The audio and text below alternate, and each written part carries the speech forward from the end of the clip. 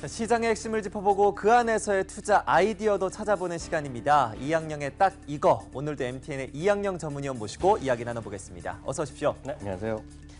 네, 일단 오늘 시장이 상당히 어려운 것 같습니다. 이번 주 첫 번째 거래임에도 불구하고 일단은 약세권에서 머무르고 있는 상황인데요. 이런 상황 속에서 오늘은 어떠한 이야기들 좀 나눠볼까요? 네, 시장이 이렇게 어렵지 않습니까? 경기도 안 좋은데요. 그럼에도 불구하고 시장의 어떤 우리나라뿐만 아니라 전 세계에서 잘 가는 산업이 있는데요. 소위 유아용품 있죠? 유아용품이랑 애들, 어린이. 소위 키즈 산업이라고 하는데요. 또 키즈 산업에 대해서는 한번 알아볼까 합니다. 자, 키즈 산업. 일단 뭐 유아용품부터 시작해서 어린이들이 많이 사용하는 산업인 것 같은데요. 키즈 산업에 대한 정확한 정의부터 들어보도록 하겠습니다. 어떠한 산업을 일컫는 건가요? 네, 흔히 키즈 산업하면 0세부터, 그러니까 태어나자부터 한 만 13세 정도를 얘기하는 거, 그 이전까지 얘기하는데요. 예. 국내 시장 규모만 해도 연 20% 이상 고속 성장을 하고 있습니다. 2003년에 10조에서 예. 2000 숫자 하나 틀렸는데요. 예. 30조 규모로 이제 늘어나고 있고요. 전체적으로 0세부터 14세까지 유아와 어린이, 그러니까 13세 이상, 만 13세 이상은 미국에서도 청소년이라고 그러거든요. 예. 썰틴이라고 하잖아요, 영어로요. 그래서 그건 티네이저는 좀 분류가 다릅니다. 그래서 0세부터 13세까지를 얘기하고 있는데요. 그만큼 앞서도 말씀드렸다시피 전 세계적인 불황에도 불구하고 이 시장만은 커지고 있다라고 이해하시면 되겠습니다. 네, 유아부터 시작해서 13세 어린이들까지 이들이 소비하는 산업을 키즈 산업이라고 한다라고 이야기를 들어봤는데 좀 광범위한 것 같습니다. 예를 들어서 어떠한 품목들이 있는지도 좀 확인해 볼까요? 네, 맞습니다. 그럼 도대체 이 시장의 규모 아까 말씀드렸는데 도대체 감이 안 잡히잖아요. 그러니까요. 30조 이거 너무나 많다는 생각하시는 분이 계실 텐데요. 네. 전통적인 것은 여전히 애들 딱 태어나자마자 애들 분유 사주고 샤워하는 것도 옷 용품 다 사주잖아요. 그렇죠. 그걸 포함해서 흔히 얘기해서 키즈 의류도 들어가고 있고요. 또 장난감 시장 빼놓을 수 없죠. 요즘 보면 젊으신 분들, 그러니까 엄마 아빠 중에 애들 5살, 6살 남자애 보면 터닝 메카드 때문에 날릴 텐데요. 그런 네. 터닝 메카드 같은 장난감도 있을 거고요. 레고도 있겠고요. 유모차, 카시트 등 유아용품, 애들 안전용품도 있을 예. 거고요. 또 요즘 보면 그 애들도 모바일 기기로 교육하는 거 학교에서도 많이 쓰거든요. 예. 모바일 기기도 있고 스마트워치도 애들용 스마트워치 이미 있어요. 중국도 있고 우리나라도 있는데요. 그러니까 스마트워치가 또 웨어러블 기기, 그리고 교육용 게임도 거기 들어가겠고요. 또 애들도 건강을 위해서 비타민들도 애들용 먹는 키가 쑥쑥 큰다 그런 것들이 있지 않습니까? 그것도 키즈 산업 분류하겠고요. 홍삼 같은 것도 들어가겠고요. 요즘 보면 당연히 강아지들도 무슨 애견 카페 있는 건 당연한데요. 그러니까 당연히 사람 가는 애들용 키즈 카페 이런 거 있거든요. 네. 그런 서비스 업종까지 광범위화해서 이렇게 들어가겠다고 보고 있고요. 말씀드렸다시피 출산율 감소가 오히려 이런 데 돈을 쓰게 하는 그런 것과 같은 영향을 미치고 있다라고 이해하시면 되겠습니다. 네, 그러고 보니까 이제 각 가정별로 아이들의 수는 줄어들고 있는데 그 가정에서 아이들에게 쓰는 돈은 더욱더 늘어나는 것 같습니다. 일례로 유모차도 몇백만 원씩 하는 유모차들이 있고요. 이렇기 때문에 고가 키즈 산업도 더욱더 호황을 보이고 있다라는 기사들이 나오고 있는데요. 최근 흐름들이 어떤가요? 네, 그렇지 않아도 이제 특히 럭셔리 명품 시장이라고 얘기하는데요. 예. 저도 깜짝 놀랐어요, 이거 조사하면서. 네. 얼마 전에 포춘지에서 5월 달에 자료를 만들었는데요. 럭셔리 유아용품 시장이 무려 100억 달러 이상인데요. 이거 보면 정말 깜짝 놀랍니다. 저는 이해가 안 되는데요. 네. 이거 아기 침대거든요. 네, 네. 아기 침대가 순금을 입혔는데 우리나라 돈으로 163억 원짜리겠고요. 네. 요즘 유모차 있죠. 유모차 100만 원짜리 흔하게도 많이 보시는데요. 사실 저는 애들 키울 때 10만 원도 안 됐거든요. 그러니까 요즘 키우는 엄마들 힘들 것 같아요. 근데 양털이 깔린 유모차인데 이거 특별 브랜드가 있는데요. 500만 원짜리인데 불티나게 미국에서 팔리고 있고 이게 중국에서도 잘 팔린다고 합니다. 이 정도로 유아용품 시장에서도 정말 소위 명품 시장이 이렇게 급증하고 있는 것이 하나의 시대적 트렌드다라고 이해하시면 되겠습니다. 네, 아기 침대가 160억 원이 넘습니다. 집값보다도 비싼 아기 침대가 있다라고 하면 좀 생각보다 과한 측면도 없지 않은 것 같은데요.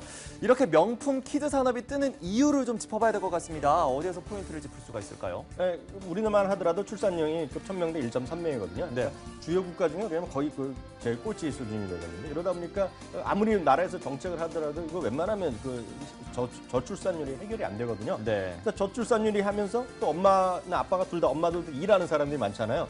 애랑 같이 놀아주는 시간이 절대적으로 부족한 것이 하나의 시대의 현상입니다. 그러다 보니까 애는 혼자 있으니 불쌍하고 할머니 할아버지가 있고 남의 손에 키우다 보니까 불쌍하잖아요. 그러니까 뭐라도 해주고 싶은 거죠. 이제 부모 입장에서 보면. 예. 그래서 아낌없이 준다는 얘기 있고요. 거기다가 경제력 있는 엄마 아빠 혼자 있는 애들 많은 그러니까 엄마 아빠 해갖고 요즘 식스포켓 6개의 주머니 나온다 많이 얘기를 했잖아요. 예. 엄마 쪽 아빠 쪽에 3명씩 붙는 건데 중국에서부터 나온 말이 식스포켓인데 요즘은 삼촌이죠. 그렇죠. 저는 삼촌이죠. 돈 버는 삼촌이랑 이모 가족이 달라붙어서 요즘 6포켓이 아니라 8포켓, 8명의 포켓까지 하는 신조어까지 나오는데요. 이런 것이 전 세계적인 추세다. 그러니까 이런 시장이 커질 수밖에 없는 거는 어찌 보면 당연하겠죠. 그렇다 보면 이 키즈 산업이라고 한다면 이제 뭐 어린이들을 위한 용품이긴 하지만 전 연령으로 소비와도 연관이 있는 것 같습니다. 그리고 소비 시장이라고 한다면 또 중국을 빼놓을 수가 없을 텐데요. 중국에서도 얼마 전에 이제 한자녀 정책을 사실상으로 폐기를 하면서 더욱더 키즈 산업이 뜨지 않을까에 대한 기대감이 확대가 되고 있습니다. 중국 쪽의 상황 또 어떤가요? 중국은 정말 모든 것이 상상을 초월하는 나라가 되겠는데요. 네. 우리는 앞서 기억하시죠? 2010년에 우리나라 30조 원 시장인데요. 네. 중국 국가통계국에서 집계한 수치가 있는데요. 2013년에 중국의 키즈 산업은 지금 170조입니다. 170조. 근데 보세요. 170조 시장인데 우리나라랑 중국이랑 인구가 몇 배 차이나요? 거의 30배 정도 차이 30배 정도 차이 나면 예. 지금 30조면 곱하기 30하면 언젠가 900조 돼야 되거든요. 아이고. 근데 아직 170조밖에 안 되니까 네. 앞으로 성장성이 4배, 5배까지 있다라고 그냥 단순하게 이해하시면 되겠고요. 그만큼 중국에서의 관련된 키즈 산업에 뭔가 하는 회사가 있다 그러면 나중에 장기적으로 보면 주식시장에서 좋을 수밖에 없지 않겠느냐라는 생각 갖고 있습니다. 네, 중국이 지금보다 이 키즈 산업이 몇 배 이상 더 성장할 수 있다. 단순한 계산만으로도 일단은 이같이 추정을 하고 있는 상황입니다. 그렇게 된다면 중국 경제가 살아날 때마다 키즈 산업도 더욱더 성장할 수밖에 없을 텐데요.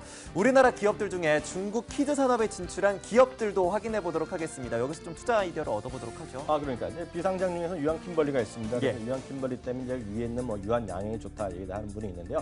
그래서 유한 킴벌리는 2004년에 진출했는데요. 네. 프리미엄 기저귀치 진출해서 초기에는 몇백억 안 됐는데요. 작년 기준으로는 1,000억까지 매출을 늘려놨고요. 네. 남양분유도 지난해 분유 수출이 2012년 대비 4배까지 늘어났는데요. 그리고 제로투세븐도 마찬가지입니다. 250개 매장 운영하는데 연평균 30%의 매출을 이루고 있고요. 고령 매장 수도 마찬가지죠. B&B 중심으로 사업을 늘어나면서요. 최근에 상해 사무소까지 확대했고요. 아시다시피 아가방 컴퍼니 같은 경우는 중국 회사로 이미 준이 바뀌었는데요. 그렇죠. 예. 이게 다 뭐냐면 결국 중국에서의 그런 관심주가 높아지면서 그런 주식 관련된 기업들이 상장사, 비상장사 할 것 없이 관심이 커질 수밖에 없다는 것을 현실적으로 보여주고 있다고 이해하시면 됩니다. 네, 그러면 지금 중국에 진출해 있는 키즈 산업 기업들, 우리나라 기업들을 비상장사, 상장사 가리지 않고 소개를 해주셨습니다. 이들 기업들 중국 키즈 산업의 성장과 함께 또 실적도 크게 발돋움할 수 있는 부분들인데요. 그렇다면 중국에 진출한 기업들 중에서 우리가 좀 탑픽으로 꼽아볼 만한 종목 어디에 있을까요? 네, 저는 오늘 약간 키즈 산업하면 너무 애들 위주로 했는데요. 예. 좀 애들 포함해서 청소년까지 같이 쓸 수 있는 거 말씀드렸는데요. 저는 삼위각기를 다시 한번 말씀드리겠는데요. 예. 삼위각기가 최근에 한 2, 3주 정도 됐나요? 한번 난데없이 인천 면세점 사업 들어가면서 주가 급등했다 이제 급락한 상태인데요. 근데 본질을 그건 면세점에 상관없이 본질을 한번 다시 해보야 되는데요. 중국의 피아노 수요는 계속해서 늘어날 수밖에 없겠는데요. 2013년 기준에요. 중국의 피아노 보급률이 2.7%입니다. 2.7%니까 거의 집에 없는 거예요. 이게 왜냐하면 그렇죠. 문화혁명 시대에 아실 텐데요. 문화혁명 시대에 서양 악기들은 부르주아 사상에 물들어야 돼서 전부 다 부셨습니다. 그러니까 바이올린도 없고 첼로도 없고 서양 악기라는 게 없는 거예요. 네. 그러니까 2%가 거의 없는 거거든요. 한국이 20%, 미국, 일본이 유럽의 한 25% 정도 되는데요. 한 번도 소개해드렸는데 중국에서 지금 피아노 배우는 인구 자체가 몇 명쯤 있는지 아세요? 아니요, 잘 모르겠습니다. 중국 인구가 15억인데요. 예. 아까 말씀드렸잖아요. 우리가 상상을 초월한다고. 우리나라 사람 인구만큼 지금 중국 사람들의 피아노 오늘 현재 배우는 사람이 4천만 명이거든요. 네. 그러니까 장기적으로 보면 피아노에 대한 수요가 늘어날 수밖에 없다는 아주 단순한 생각을 갖고 있습니다. 네, 지금 우리나라 인구만큼이나 중국에서 피아노를 배우는 아이들이 있습니다. 이들을 위해서 피아노 보급은 더욱더 확대가 될 수밖에 없고요. 그에 따라서 중국에 진출해 있는 삼익 악기, 중국 키즈 시장에서의 탑픽 종목으로 꼽아볼 수 있겠다라는 이야기로 정리해볼 수 있겠습니다. 자, 이렇게 해서 오늘 이 시간 MTN의 이양영 전문위원과 함께했습니다. 오늘 말씀 고맙습니다.